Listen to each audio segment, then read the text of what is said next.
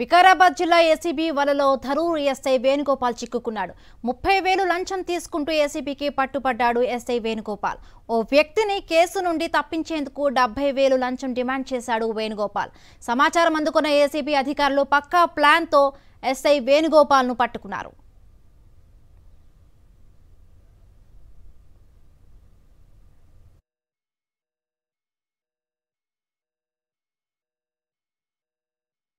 వికారాబాద్ జిల్లా ఏసీబీ వలలో ధరూర్ ఎస్ఐ వేణుగోపాల్ చిక్కుకున్నాడు.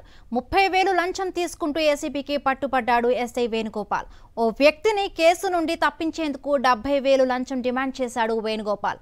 సమాచారం అందుకున్న ఏసీబీ అధికారులు పక్కా ప్లాన్తో ఎస్ఐ వేణుగోపాల్ను పట్టుకున్నారు.